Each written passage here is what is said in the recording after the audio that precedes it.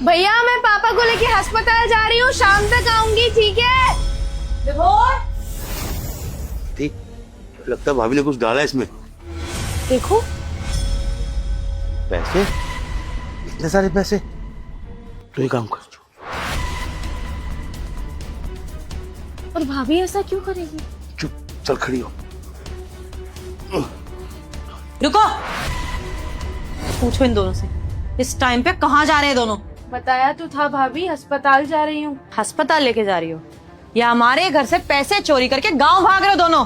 पैसे चुरा के? पापा भाभी क्या बोल रहे हैं ये? हम क्यों अपने भाई के पैसे चुराएंगे? चेतना, पागल तो नहीं हो गई हो तुम? मेरी फैमिली पर चोरी का इल्जाम लगा रही हो। भले ये अपने घर में चोरी क्यों करेंगे? हैं? तुम्हें कोई गलतफहमी हो गई है तो ठीक है, इसका मतलब ये नहीं है कि तुम मेरे घर वालों पे चोरी का इल्जाम लगा दोगी। वही तो भाई, मैं भी भाभी से यही सवाल पूछना चाहती हूँ। कोई इंसान अपने घर में चोरी क्यों करेगा? मैं जानती हूँ कि मेरा भाई कितनी मेहनत से पैसे कमाता है। मैं इतना घटिया गिरा हुआ काम नहीं करूंगी और ना ही मेरे पापा कभी करेंगे। ये बहुत पागल नहीं हूँ मैं कि अपने ही ससुर और ननद पे ऐसे इल्जाम लगा दूंगी। अपनी आंखों से देखा है मैंने।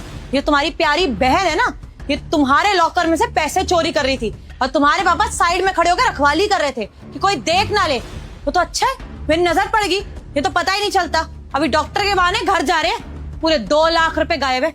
तो मैंने अभी दिखाया था ना कि तुम्हारे लॉकर में पैसे नहीं है, वो 2 लाख रुपए इन दोनों ने ही चोरी करे हैं। अभी आप बहुत बड़ा इल्जाम लगा रही हैं हम पर।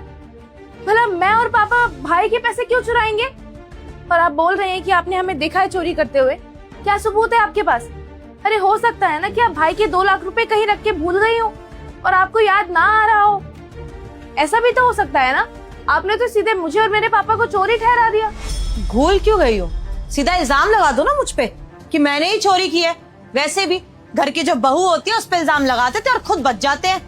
मुझे बहुत अच्छे से पता है कि तुम लोगों ने चोरी करी, अपनी आंखों से देखा है। अरे ये बेवकूफ बन सकते हैं, तुम लोगों की बातों में आ सकते हैं, लेकिन मैं नहीं आ सकती। इतनी मेहनत से पैसे कमाते तुम लोगों के लिए, अगर चाहिए तो मुंह से मांग लेते ना। जो भी मुझे रोता हुआ देखकर अनदेखा करेगा उसकी खुशियां उससे दूर हो जाएंगी।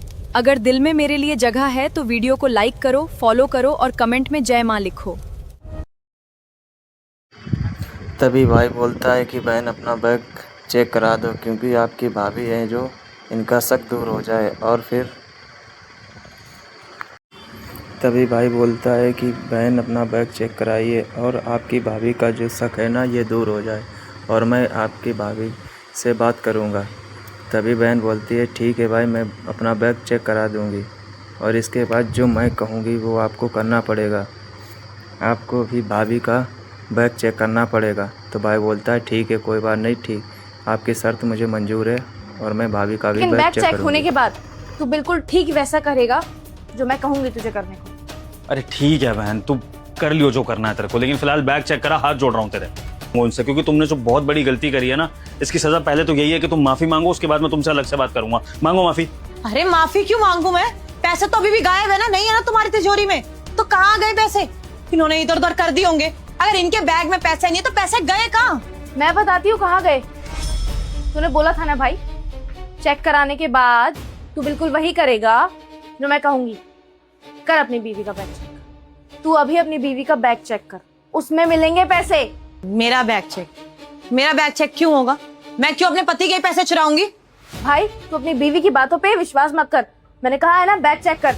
देखिए मानसी, तेरी भाभी ने बदतमीजी करी तुम पर इल्जाम लगा के, इसका मतलब ये नहीं है कि तू भी बदतमीजी करेगी। अरे तू छोटी है, तू ऐसे बड़ों पे इल्जाम लगाती हो अच्छी नहीं लगती है। और तेरी भाभी से मैंने उसकी गलती की माफी मंगवानी है तो मैं मंगवाऊंगा, लेकिन तू इस तरह की बातें करेगी तो फिर मैं तेरी भाभी को क्या बोलूंगा? अब तू ही बता, क्या कोई पत्नी अपने पति के पैसे चुराएगी? पापा प्लीज हिमांशु को चुप कराइए, मैं ऑलरेडी इस चीज से बहुत परेशान हूँ। एक तो चोरी हुई है, ऊपर से चेतना के ये इल्जाम, फिर ऊपर से हिमांशु भी शुरू हो गई कि भाभी का बैग चेक करो। प्लीज आप दोनों शांत हो जाइए। मैं इस घर में वापस अपने पापा को लेकर दोबारा कभी नहीं आऊंगी अगर तूने भाभी का बैग चेक नहीं किया। भगवान, तुम भी ठीक है, तुम भी अपनी तसल्ली पूरी कर लो और कराओ चेतना का बैग चेक। अब चेतना, तुम्हें भी अपना पर्स चेक कराना ही होगा। जब तुमने जिद करी है, तुम्हारी जिद के कारण इनका बैग चेक हुआ है, तो फिर तुम्हारा पर्स भी चेक हो जाने दो। और मैं अब ये नहीं कह रहा हूँ कि तुम चोर हो, ना मैंने इनको चोर माना था, ना मैं तुम्हें चोर मान रहा हूँ, लेकिन बात मुझे दोनों की माननी पड़ेगी। तुम्हारी मानी है तो भी इनकी भी मानूंगा। कर तू बहन बैग चेक कर फटाफट, ताकि मैं पता लगाऊं आगे की चोरी किसने करी है। पापा बैग देना जरा।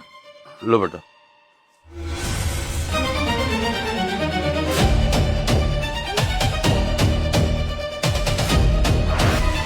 ये देखो, देखो पापा, देख। फिर भी झेल ले इंसान परिवार समझ के, लेकिन इनको कौन झेले? पता है कितनी बेइज्जती होती है मेरी बाहर सोसाइटी में। लोग क्या क्या बोलते हैं कि इनके रिश्तेदार ऐसे गांव से आते हैं। एक तुम्हारी बहन को कपड़े पहनने की तमीज नहीं है। आज के टाइम पे ये क्या क्या पहन रखा है? ना सलवार कुर्ते से मैच कर रही है, ना चुन्नी, क्या पहन के निकली हुई है ये? और हर जगह बेइज्जती कराती है। तुम पता है उस दिन मेरी फ्रेंड्स आई थी यहाँ पर, इसको देख के नौकरानी समझ लिया और मैं कुछ नहीं बोलने वाली थी, चुप रहती, लेकिन ये उछल उछल के बोलने लगी मैं तो नंद हूँ, और पास आके बैठ गई। इतनी बेइज्जती हुई ना मेरी किटी में। और तुम्हारे पापा, अरे रोज सुबह बाहर बैल्कनी में खड़े होकर कुल्ला करते रहते हैं। स्टैंडर्ड वाली सोसाइटी में रहते हैं हम, कहीं गाँव में नहीं रहते हैं कि ये सब एक्सेप्टेबल होगा। इनके चक्कर में हमारी बेइज्जती हो रही है, हमारा स्टैंडर्ड जा रहा है, ऊपर से पैसे जा रहे हैं जेब से वो अलग। तो क्या करती मैं? मुझे लगा चोरी का इल्जाम लगाऊंगी तो चले जाएंगे यहाँ से और शर्मिंदा होके कभी वापस आएंगे नहीं। कम से कम मेरा स्टैंडर्ड बचा रहेगा, मेरी इज्जत बची रहेगी और काम भी करने पड़ेंगे इनके। ठीक है चेतना, तुमने अपनी नफरत में मेरे पिताजी और मेरी बहन पर ये इल्जाम लगाने की सोची। तुम्हारा प्लान तो कामयाब हुआ नहीं। तुमने ये नहीं सोचा कि अगर तुम्हारे इस प्लान के बारे में सबको पता लग जाए, स्पेशली तुम्हारे पति, डिवोर्स की प्रोसीडिंग्स करूंगा और कल से ही कोर्ट कचहरी के चक्कर काटकर तुमसे छुटकारा पाऊंगा, क्योंकि मैं अब तुम्हारी शक्ल भी नहीं देखना चाहता हूँ। निकलो यहाँ से। क्या क्या बोल रहे हो तुम? छोटी छोटी सी गलती है, थोड़ा वो पैनिक करके मैंने ऐसा कर दिया, फ्रस्ट्रेट हो गई थी बस। तुम भी तो समझो ना, कितनी इज्जत है हमारी। तुम्हारी इज्जत की बात कर रही हूँ मैं। सोसाइटी में कैसी कैसी बातें हो रही तुम्हारी बहन और तुम्हारे पापा को लेके, इसलिए मैंने ऐसा किया और कुछ भी नहीं। चेतना, मुझे सोसाइटी की नहीं पड़ी है, क्योंकि वो सोसाइटी मेरे काम नहीं आती है जब मैं दुख में होता हूँ। सोसाइटी ने मुझे पाल पोस कर बड़ा नहीं किया है। सोसाइटी ने मेरी जरूरतों का ध्यान नहीं रखा है।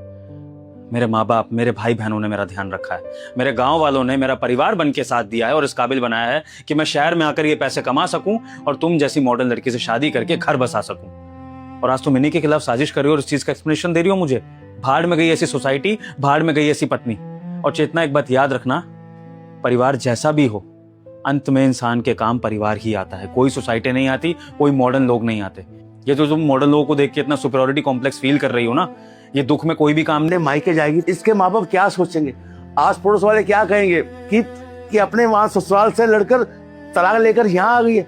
नहीं बेटा, हमारे बड़ों ने या हमने अपने बच्चों को ये शिक्षा नहीं दी है। कोई बात नहीं बेटा, मैं तेरे आगे हाथ जोड़ता हूँ, तू बहू को माफ कर दे बेटा। भाभी, हम दिल के बुरे नहीं हैं। हम भी चाहते हैं कि आप और भाई का हंसता खेलता परिवार अच्छे से बना रहे, आप लोगों का घर ना टूटे।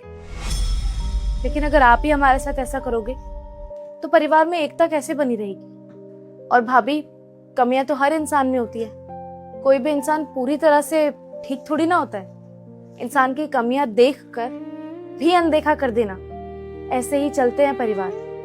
मैं भी यही बोलूंगी आपको कि आप ऐसी छोटी मोटी कमियों को अनदेखा कर दिया कीजिए, क्योंकि परिवार बनाने के लिए ना एक अच्छी औरत बनना बहुत जरूरी है। चलो अब ठीक है, अब अपनी भाभी से ज्यादा फालतू बात मत करो। वैसे भी मेरा मूड नहीं यहाँ पर रहने का।